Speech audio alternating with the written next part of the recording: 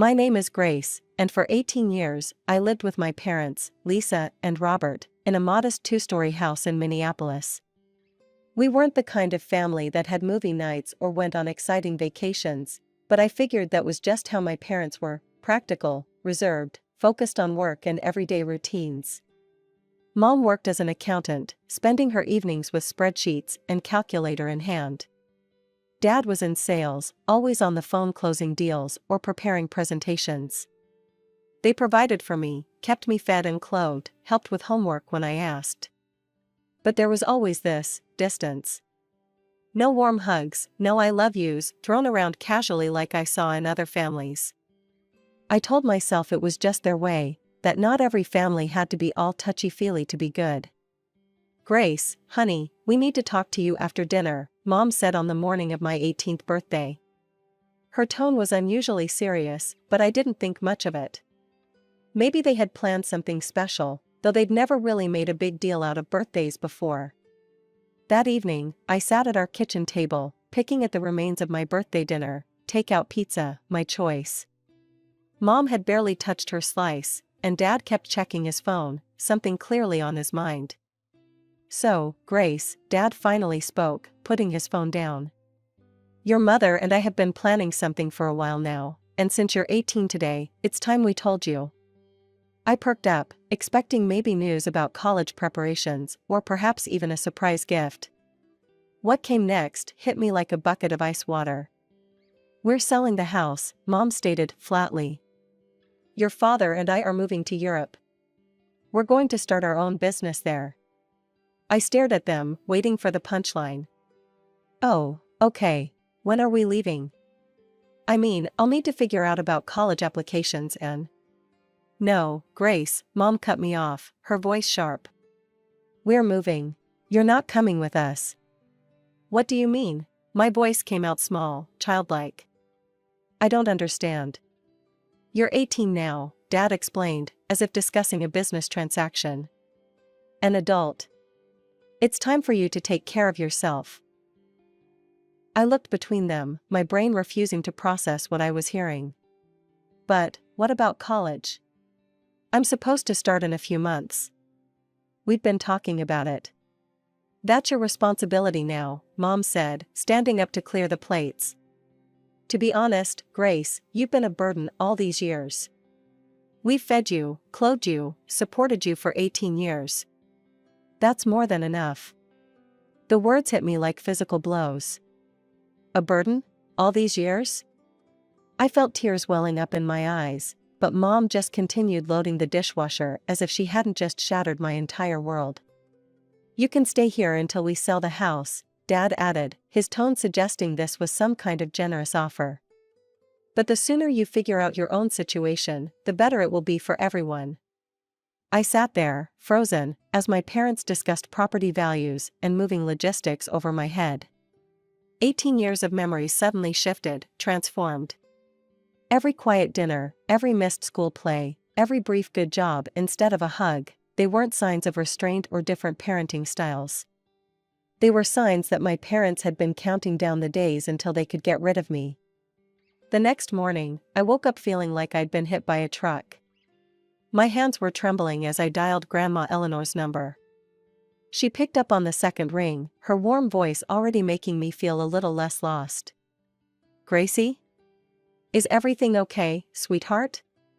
You never call this early." I could barely get the words out, but somehow I managed to tell her everything: the birthday dinner, their announcement, Mom calling me a burden. With each detail, I heard Grandma's breathing getting heavier on the other end of the line. "Those absolute," she muttered something under her breath I'd never heard her say before. Then, in a stronger voice, "Pack your bags, Gracie. You're coming to live with me. Right now." I didn't need to be told twice. I grabbed my largest suitcase from the attic and started throwing in everything I could think of: clothes, photos, my laptop, the few pieces of jewelry I owned. My hands were shaking so badly I could barely zip the suitcase closed. Downstairs, Mom and Dad were still talking about property values. They barely looked up when I dragged my suitcase past them and out the door. No goodbye, no questions about where I was going. Nothing. Grandma was waiting on her front porch when I pulled into her driveway. She wrapped me in one of her bear hugs, the kind of hug I'd always wished I'd get from Mom, and led me inside the cozy house I'd visited so many times before. Over cups of her famous hot chocolate, with extra marshmallows, just like when I was little, Grandma laid out her plan. "First things first, you're going to college," she declared, her tone leaving no room for argument. "I've got savings, and they're going to good use sending my grandbaby to school." "Grandma, I can't take your money." "You're not taking anything. I'm giving it." She reached across the table and squeezed my hand. "And there's something else you should know. I'm changing my will." I looked up, surprised. Grandma's expression was fierce. "This house, my savings, everything's going to you, Gracie. Not a single penny to your mother. This house isn't much, but it's paid for. The savings aren't millions, but they're enough. It'll all be yours." Later that evening, as we sat in her small but immaculate living room, Grandma brought up one more point. "We need to agree on something, Gracie," she said carefully. "I think it's best if we keep the details of all this between ourselves. No need to air dirty laundry to the rest of the family." I nodded, understanding immediately. "I don't want to talk about it anyway." "Good," Grandma said, patting my hand. "Let them think what they want. We know the truth, and that's what matters." College life fell into a comfortable routine. Each morning, I'd wake up to the smell of Grandma's coffee and the sound of her humming in the kitchen. We'd have breakfast together before I headed to my classes, and in the evenings, I'd tell her about my day while she worked on her crossword puzzles. Occasionally, relatives would drop by to visit Grandma. During one such visit, Aunt Sarah mentioned casually, "Oh, did you hear? Lisa and Robert finally made it to Europe. Opened some kind of business there, I hear." I just nodded and excused myself to study. I didn't want to know more. What was harder to handle were the comments about my independence. They came regularly, wrapped in admiration that made me want to scream. "You're such a strong young woman, Grace," Uncle Mike said during one visit. "Taking charge of your life, moving out on your own. Very mature of you." "It's admirable how you decided to make your own way," Cousin Rachel chimed in. "Not everyone your age would choose independence over living with their parents." Each time, I'd force a smile and change the subject. It didn't take long to figure out the story my parents had spun, their driven, independent daughter, so eager to strike out on her own that she'd moved out right after high school. It was easier to let everyone believe it. The truth hurt too much to share. Then came the worst day of my life.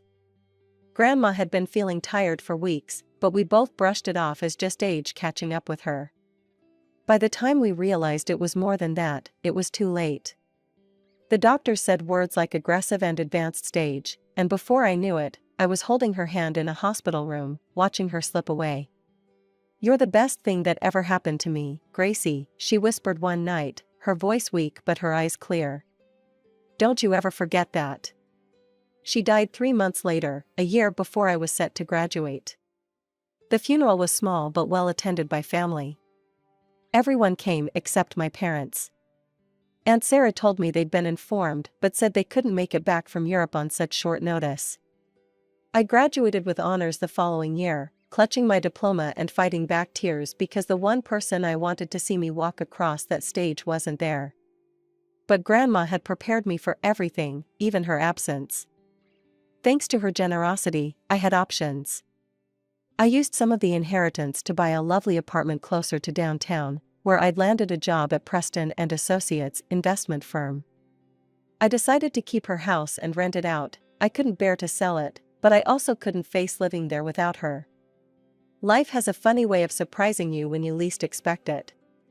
That's how I met James. He walked into the wrong conference room at Preston and Associates, looking for a client meeting that had been moved. Instead, he found me preparing for a presentation, surrounded by scattered papers and empty coffee cups. "Either this isn't the Thompson meeting, or they've really changed their marketing strategy," he joked, gesturing at my chaos. I couldn't help but laugh. Next door. But hey, at least you found someone who appreciates a good coffee addiction.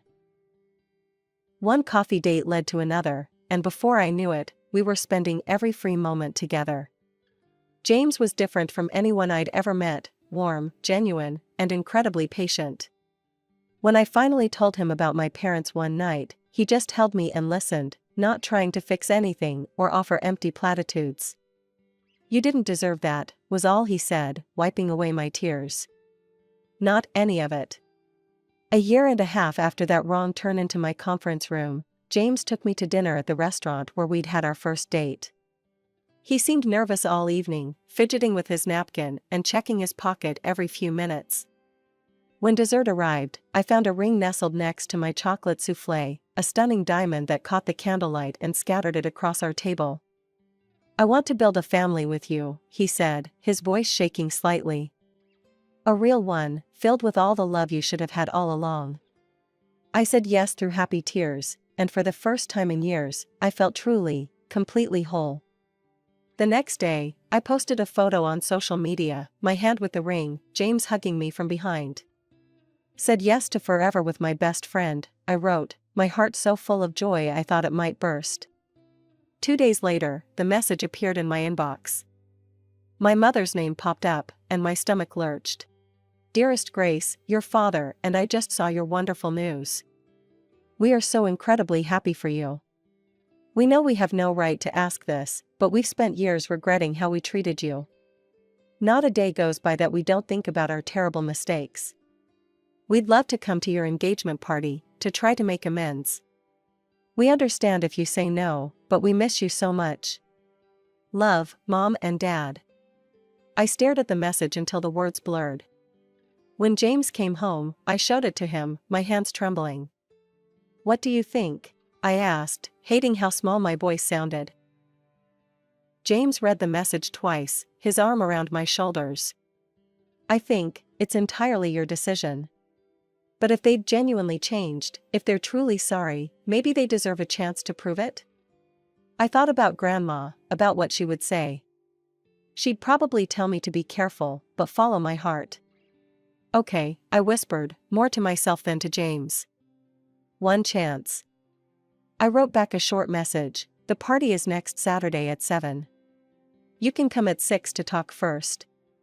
My hands wouldn't stop shaking as I got ready that Saturday evening. James squeezed my shoulder and kissed my cheek before heading out to pick up the catering, leaving me alone to face my parents.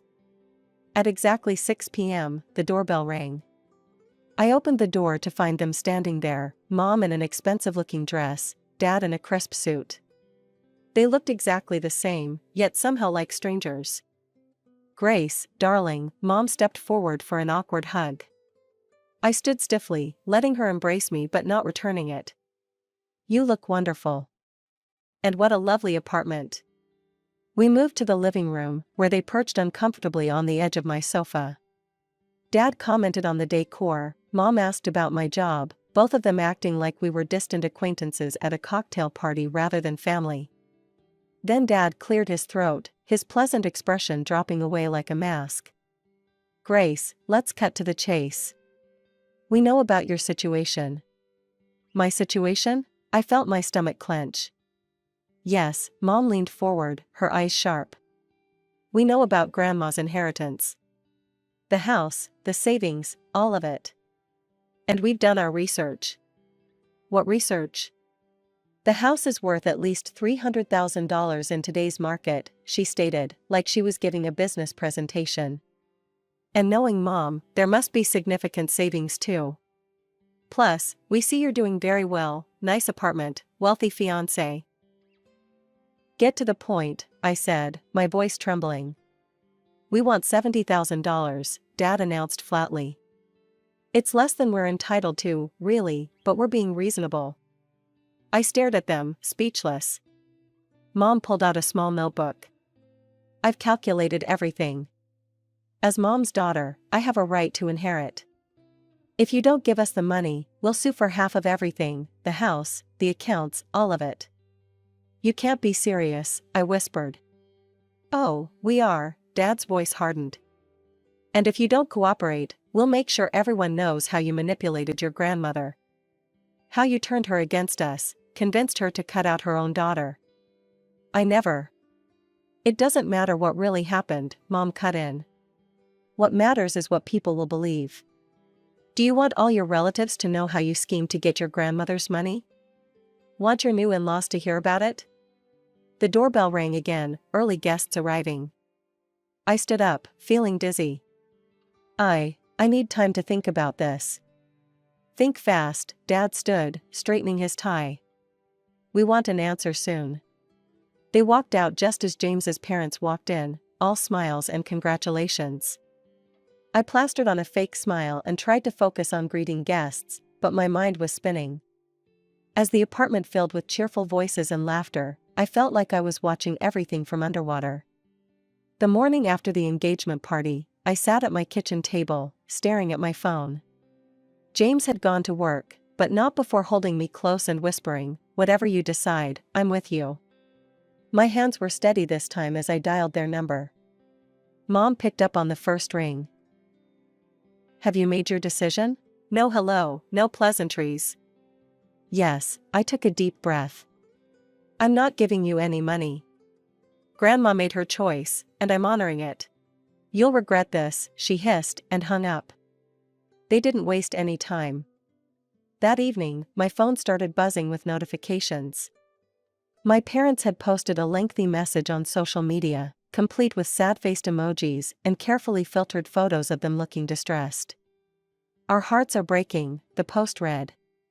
"After losing everything in Europe, our home, our business, all our savings, we turned to our only daughter for help.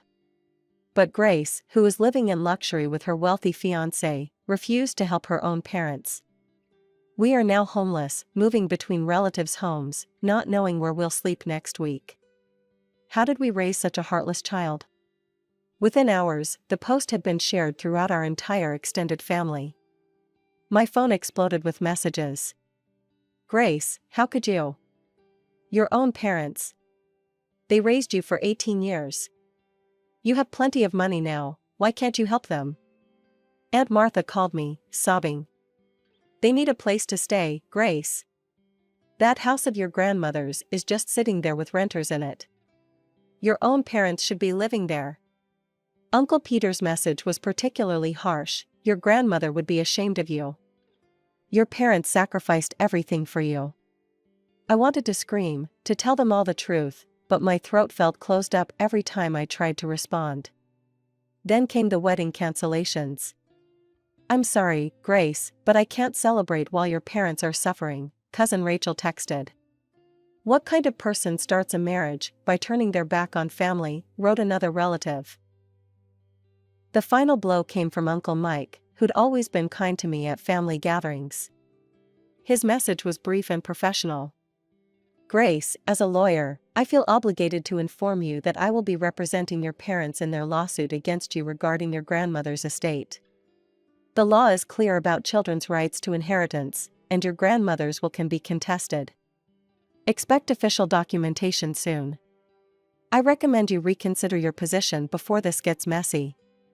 You don't want to start your married life with a legal battle. Uncle Mike."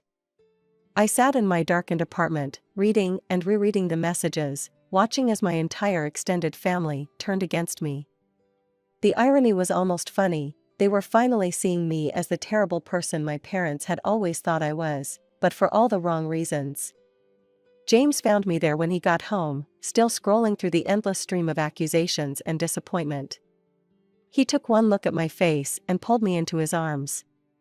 I sat at my computer, fingers hovering over the keyboard. Taking a deep breath, I began to type. "To my family and friends. I've stayed quiet for 8 years about what really happened between my parents and me. I let everyone believe their version of events because the truth was too painful to share. But now I have no choice. On my 18th birthday, my parents sat me down and told me they were selling our house and moving to Europe. They informed me I wouldn't be coming with them. You've been a burden for 18 years, my mother said. That's more than enough. They refused to help with college, refused to support me in any way. I was given until the house sold to figure out my own situation. I didn't choose independence as they claimed. I was abandoned. Grandma Eleanor took me in that very night. She gave me a home, paid for my education, and showed me what unconditional love really means. Now my parents are back, demanding $70,000 and threatening to sue me for half of Grandma's inheritance. They're threatening to destroy my reputation if I don't comply. But Grandma, being the wise woman she was, saw this coming. My hands were shaking as I uploaded the video file beneath my post. Grandma's face filled the screen, looking tired but determined, sitting in her hospital room. Her lawyer, Mr. Thompson, was visible in the background. "Lisa," Grandma began, addressing my mother directly. "If you're watching this, it means you're trying to take what I left to Grace. I knew you would. You're my daughter, and I love you, but your greed has poisoned your heart. I, Eleanor Marie Sullivan, being of sound mind and clear judgment, am recording this message in the presence of my attorney. I want to state explicitly why I've chosen to leave everything to my granddaughter, Grace. 8 years ago, you and Robert threw your own child away like she meant nothing. You refused to help with her education, refused to give her any support. You called her a burden. A burden. Your own daughter, who I watched you bring into this world. Grace never told anyone what you did. She kept your secret, even when relatives praised you for raising such an independent daughter. She protected your reputation while you abandoned her. I'm leaving my house, my savings, and everything I own to Grace. Not because she manipulated me, as I'm sure you'll claim, but because she showed more character in her pain than you've shown in your entire life. This is my final decision, made with full mental capacity and witnessed by my lawyer. Grace is my sole heir. That's all I have to say." The video ended with Grandma's lawyer confirming the date and circumstances of the recording. I added a final line to my post. "I've kept this video private for years, respecting Grandma's wishes to avoid family drama. But now that my parents are threatening legal action and spreading lies, I have no choice but to share the truth. I'm sorry you all had to find out this way." With trembling fingers, I clicked post. The responses started flooding in within minutes of my post. The first call came from Uncle Mike. "Grace, his voice cracked. "I had no idea. My God, I'm so sorry. I'm withdrawing from the case immediately. What they did to you." Aunt Sarah called next, sobbing. "That birthday dinner. I remember bringing you a gift the next week, but your parents said you'd moved out. They seemed so proud of your independence. How could they?" The family group chat exploded with messages of shock, support, and apologies. Cousin Rachel, who'd cancelled her RSVP just days ago, wrote a long message. "I feel horrible about judging you without knowing the truth. Your parents painted such a different picture. Please tell me it's not too late to attend the wedding. I want to be there to support you." One by one, all the wedding cancellations were reversed. Relatives who'd condemned me just days before now reached out with heartfelt apologies and offers of support. Even distant family members I barely knew sent messages expressing their shock and sympathy. "Your place card will be waiting," I told each one. No hard feelings.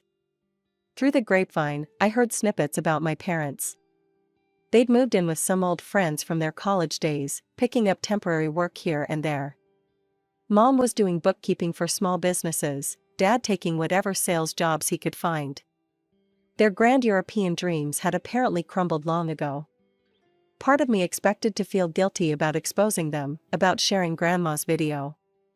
But sitting in my apartment the night before my wedding, looking at the photo of Grandma on my mantle, I felt only peace. "You were right, Grandma," I whispered to her picture. The truth did set me free. James found me there, wrapped his arms around me from behind. "Any regrets?" he asked softly. I thought about the scared 18-year-old girl I'd been, packing her bags in silence. About the grandmother who'd saved me with her love and foresight. About the woman I'd become, stronger, wiser, but no longer carrying the weight of other people's lies. Not a single one, I replied, and I meant it. Tomorrow, I'll walk down the aisle surrounded by family who knows the real me, both the pain I've survived and the strength it gave me. My parents won't be there, but the empty seats won't matter. I have everything I need: love, truth, and finally, beautifully, peace. Some people might say I'm heartless for cutting my parents out of my life, for not helping them in their time of need. But I've learned that real family isn't about obligation or guilt, it's about love, support, and truth. And sometimes, the most loving thing you can do is simply let go.